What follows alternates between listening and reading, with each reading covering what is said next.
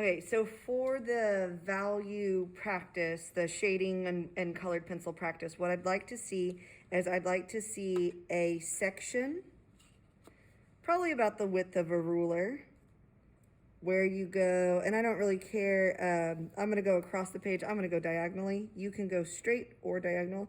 So we're gonna do one solid one where we go light to dark with one color. I'll put a little label on there so y'all remember. One color. Then we're gonna do another section. Here, I'll do it this way so it's a little bit smaller. And I'm not gonna be picky how y'all arrange these. This is just a practice sheet. So this section here will go light to dark. 3 analogous colors.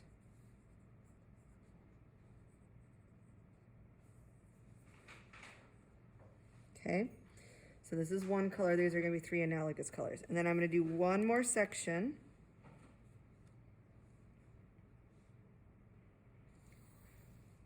Where you're going to start over.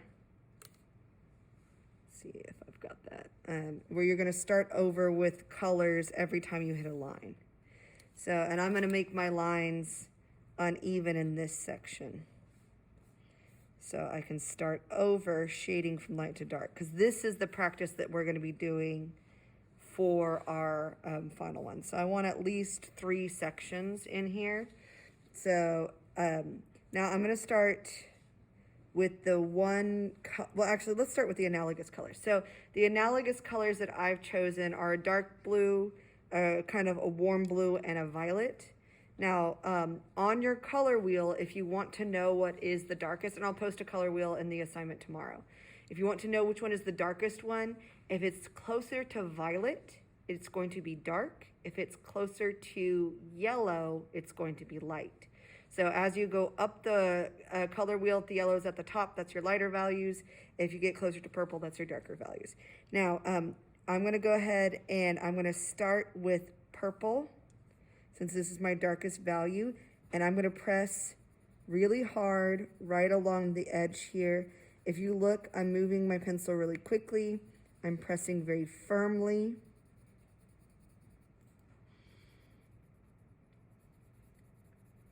And I'm almost using like little circles, but really quick, really fast.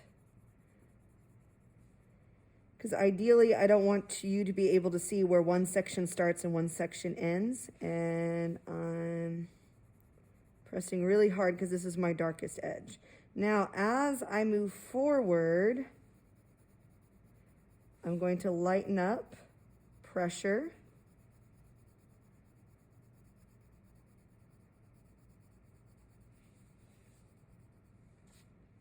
And now that kind of faded quickly because those look like 2 suddenly changed colors. I'm going to blend that area out just a little bit so it changes more slowly.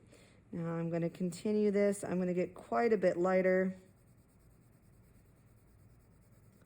as I go on.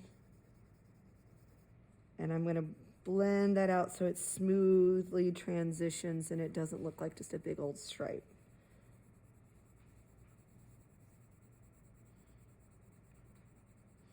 Okay, now we're here where it starts to get lighter. I'm gonna go even lighter and I'm gonna do a really light area because I want the blue and the purple to kind of overlap. So blue is my next color because I'm fading from blue to violet. And I'm gonna do pretty firm with blue almost all the way to the next value.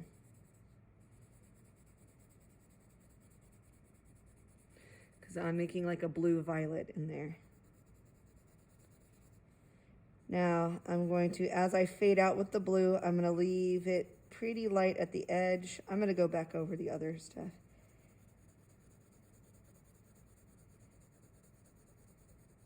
So I'm going to go back in and layer so it slowly gets lighter.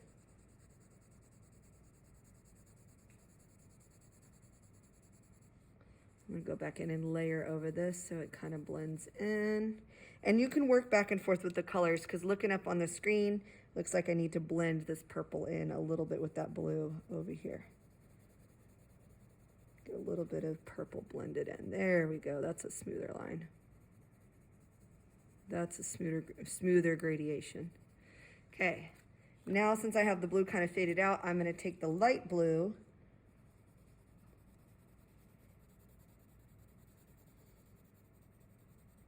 and I'm going to go well into the area where I have some of the dark blue, kind of overlapping that.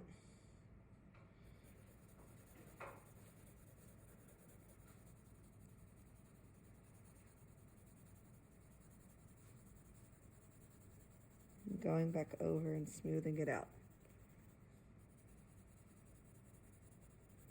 I'm going to work it back in with this dark blue, and that's how you get a smooth gradation. Now, if when you get lighter, you see too much of the white of the paper, you can take a white colored pencil and kind of color hard over it to kind of blend the colors together.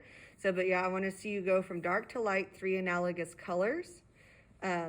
Here, we're going to be doing something similar. Now, I'm going to let you choose whether you want to do single colors or dark to light here, but the purpose of this is you're going to go dark when you hit the line.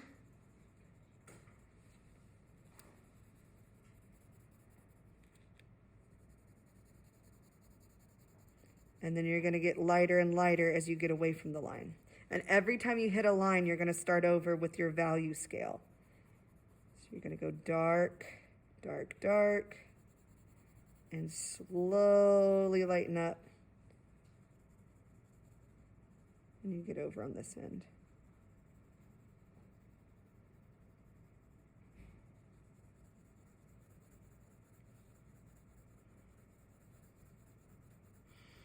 I'm going to color all of it kind of a little bit light, and then I'm going to start layering up over it to get that. And notice that I'm going consistently a single direction. I'm not changing it back and forth.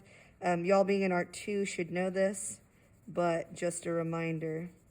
Now I'm going to smooth that out so it's not a harsh line where the one value ends and the other value begins. Now this is going to be time consuming to color in your whole picture like this, but this is, it will turn out really cool. I'm going to go back in, I'm going to make the end darker.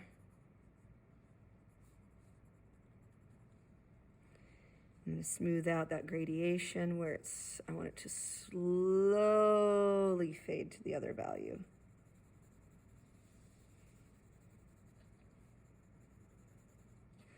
Okay.